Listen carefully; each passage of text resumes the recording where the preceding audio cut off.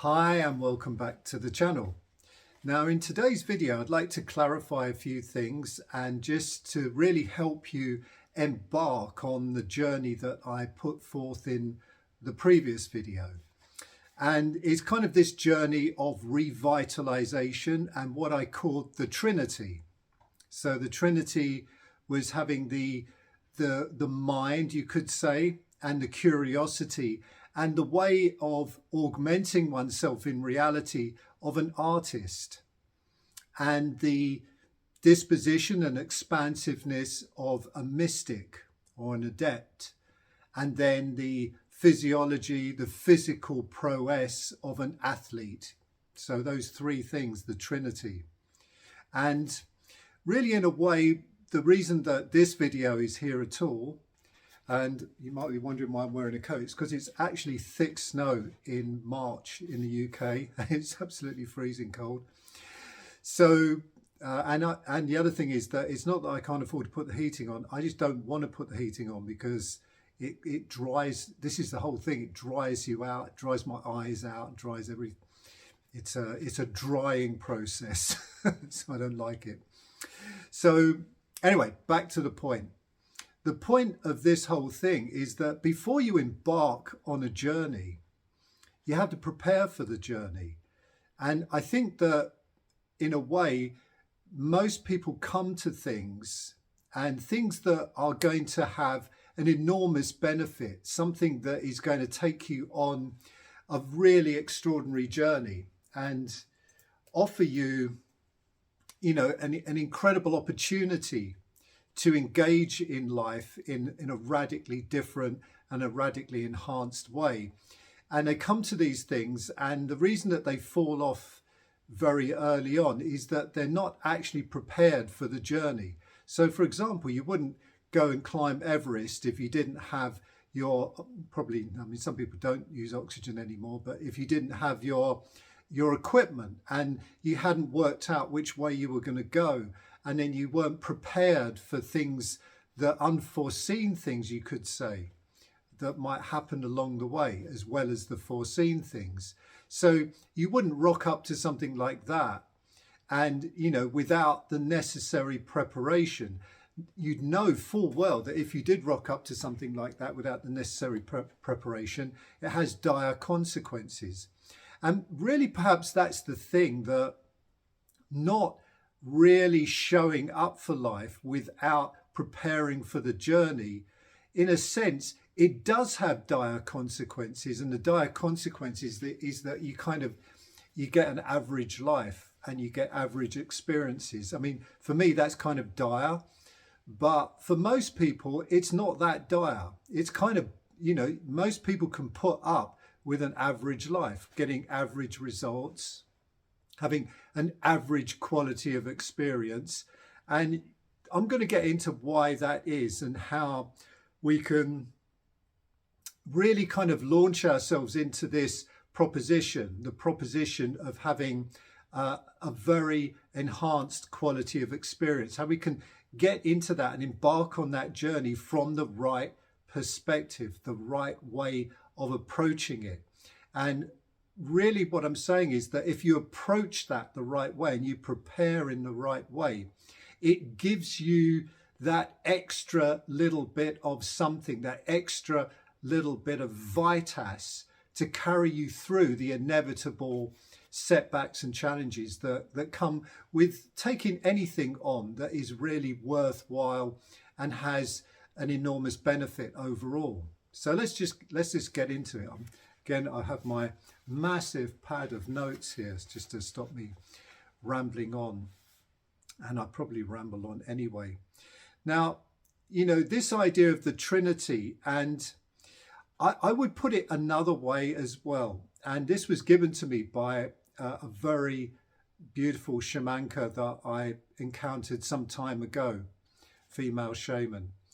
And I actually asked her what is the point of life, and she said the point of life is to keep your creative spirit alive, and with that aliveness to actually enable yourself to do something in the world, to bring something to life that's beautiful. And that's always stuck with me, and talking about stuck, this is really the thing, that the way we're educated and way we're orientated into the world seems to just keep us stuck on this level of survival. And why is that? Why are we stuck on that level? So I'm going to suggest that the survival level, the thing that we're all constantly spinning around in, is the what of life. And we're trapped in the what, what I do. We become, I like, if you're a baker, someone asks you, why are you here? And you say, I bake, and you tell them what you do. You say, I'm a baker or whatever. And you're kind of stuck in this idea of the what. And I'm going to suggest that if you understand the why, that automatically elevates you to a whole different level. You put the why first. Now, like I said, I started off with the Everest analogy. Now, you could say, well, why would you climb Everest? And people might have all sorts of different reasons as to why they might climb. They want to prove something to themselves. They want to do something that in a way that nobody else has done, maybe no one else in their families. There's all kinds of, so in a sense, they rock up to there with a strong why. You don't go and do something like that if you just, it's just what I'm doing. There's a why behind it. There's a propulsion, and the why is actually the energy, the propulsion that really separates the ordinary from the extraordinary. So I'm going to suggest here that most of us are educated to stay spinning around in the what's of life. This is what I have to do. This is what has to be done. And I'm not saying that certain things don't have to be done. Of course they do, but we'll come on to that. And really I'd say the life-changing axiom is to approach things from the why am I here?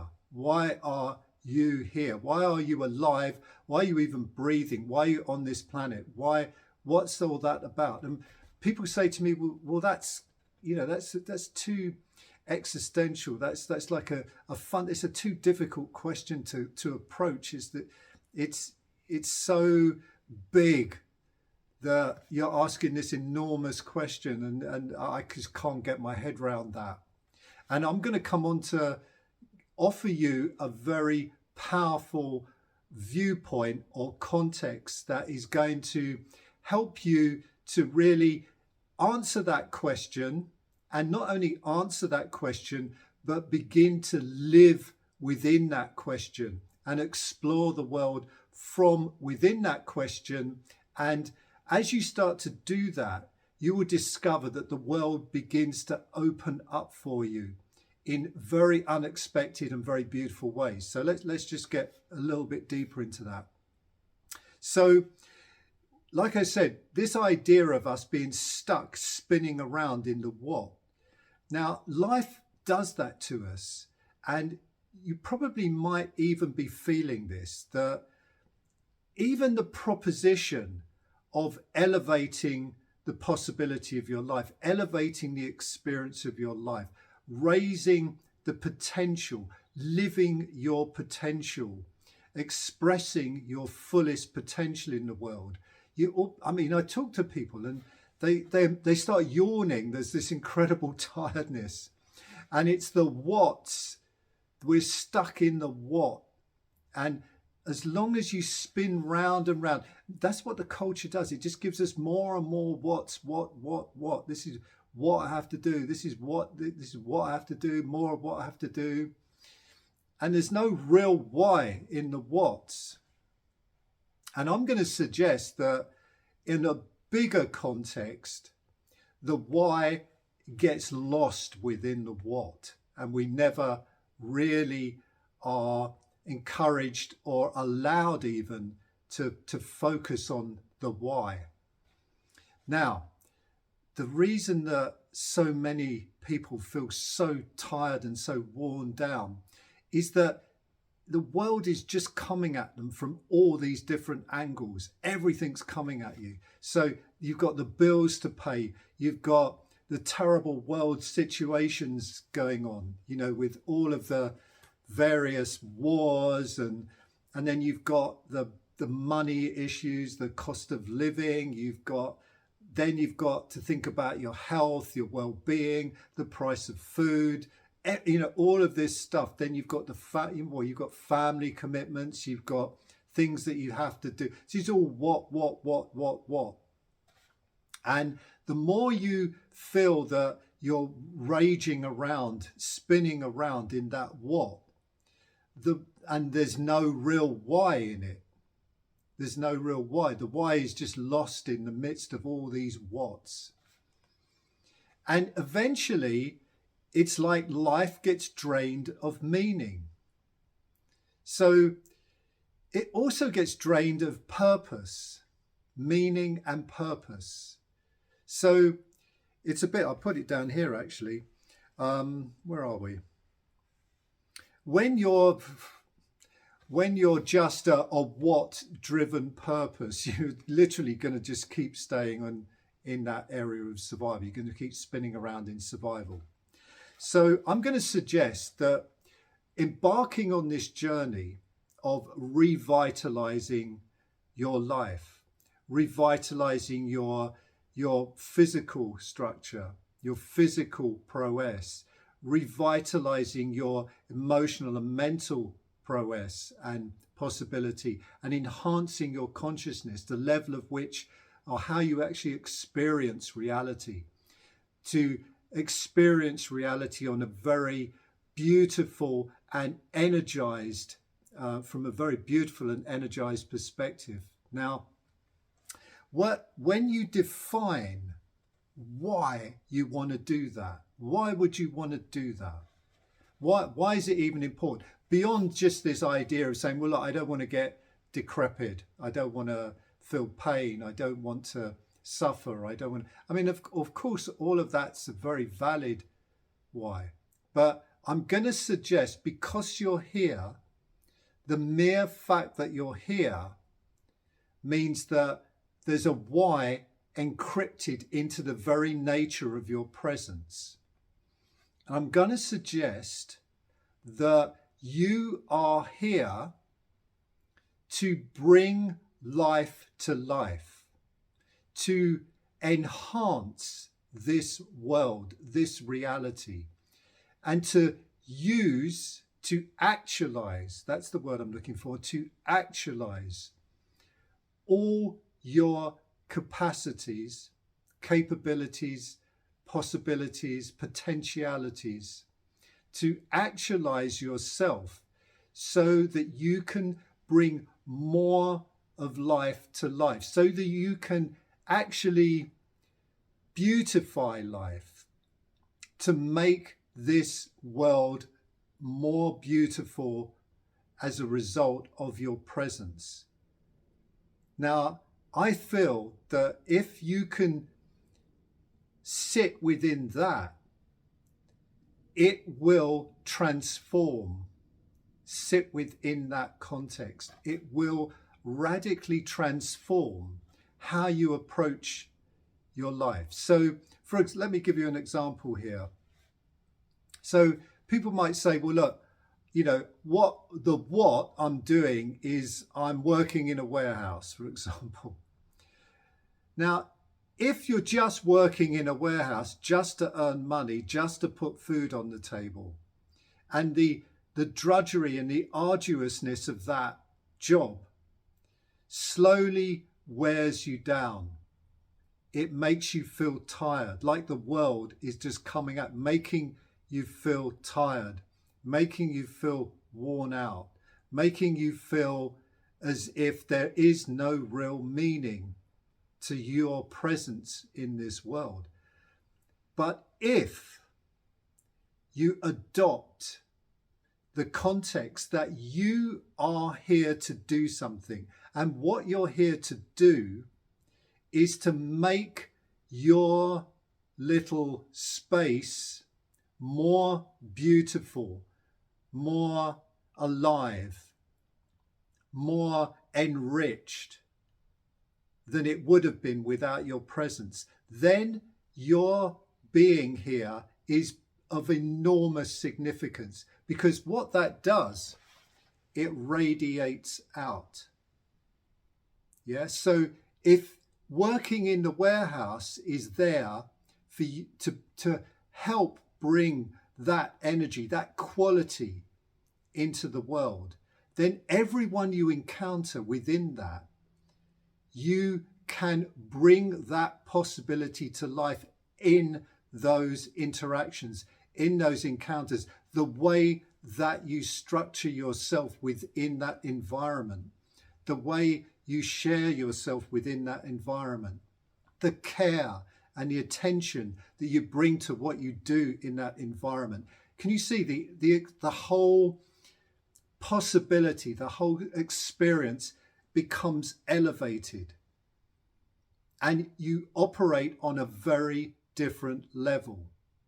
Okay, so that's really how to embark on this journey. So it gives you a compelling reason to embark on this journey. And when you have a powerful why, as the saying goes, any how can be overcome. Because people say, well, look, I don't know how to do this. And of course, I'm going to be sharing a lot about how to do this, but you still have to do it. And if you haven't got a powerful enough why, if your why does not get you rushing to take this on and feel the absolute excitement and the joy of taking this on in a way that you would never normally take it on if it's just another bunch of what's that need to be done, that need to be tackled. Yeah. And, you know, the other part of this is about looking at the world. Now you look out at the world and you see all kinds of stuff going on. A huge amount of that is hostile and unfriendly and not conducive to feeling good, not conducive to having a real connection to a purpose and a meaning of why you're here. But you could say that the truth is concealed from us. And now I'm going to get a little bit deeper into this. I'm going to suggest, this is just looking at it from, it's just an idea really, that this idea that we were cast out of Eden, or cast out of this sense of paradise, this sense of bliss, this sense of oneness, this sense of unity, cast out into the world with all its woes and all its challenges and all of the things that make us suffer and unhappy. Now, what if this whole thing and your role in this is to gradually take us full circle all the way back to seeing ourselves in that unity, in that oneness, to see us as part of the greater reality, not disconnected from it, but as it, living as it, with it, completely in unison with it, to wake up and see the truth of who we really are. So this is the journey. This is the journey. And you could say it's not back anywhere, because actually you could argue that we don't actually go anywhere. But the journey itself seems real. And we're immersed in this reality, it seems. And that seems to be what's going on. So the why is often concealed, or it's concealed. And the whole of the world seems to be playing that game.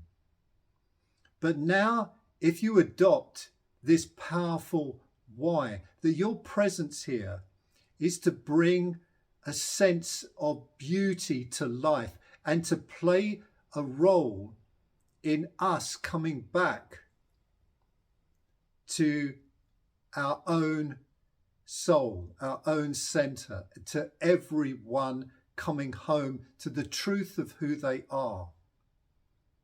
Now that seems like a worthwhile mission rather than just, kind of earning a few quid to pay the bills. So it's like, let's approach this journey. Let's approach this possibility from that perspective.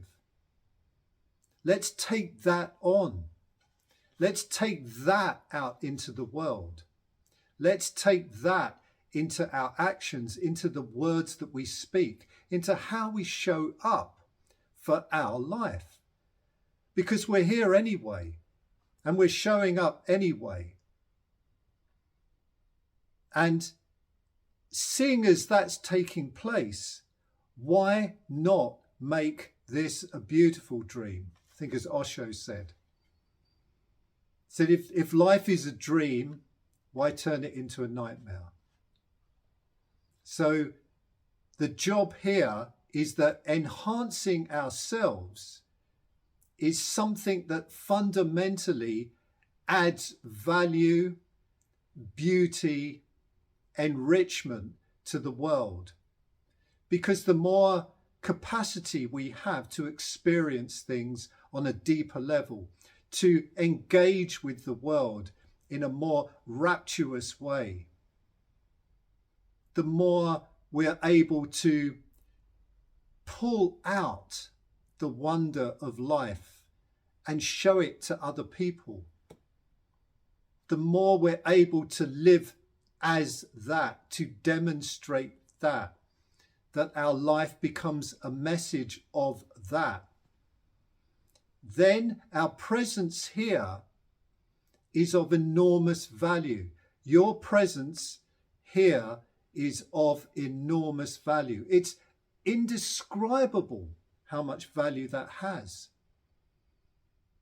So I implore you not to let anyone or anything take that value away from you, the value of your presence in your life, with the opportunity and the possibility that presents. And the fact that we can even contemplate that is an incredible richness. The fact that we've even got the possibility to have this kind of conversation and this kind of interaction is incredible richness. And let's embrace it. Let's make it really something filled with wonder, a life filled with stars. So I invite you to come on this journey and to embark on this journey from this perspective. Because getting lost in the what's will happen anyway. It's the default mode. It's what I call the command. It will make us lost. It will make us bewildered. It will make us like lost children. And what we really are looking to become is actualized adults, living a life that is full of meaning by the very fact of our presence. So this is the proposition, and I invite you to take it on. It doesn't matter if you don't, of course. It's your choice. And that's the beauty of it. You can choose to take this on. Or you can choose to the default mode.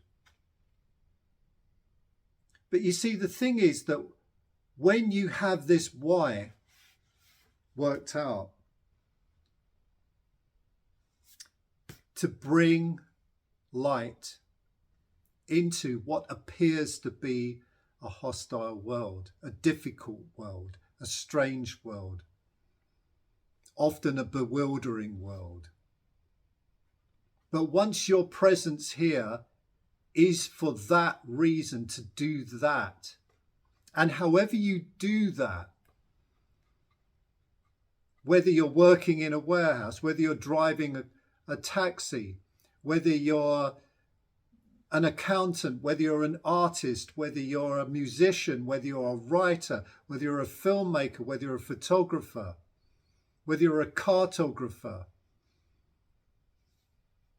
whatever it is, if that underpins and is the driving force, driving power behind how you show up in the world, life will show up for you in a very different way.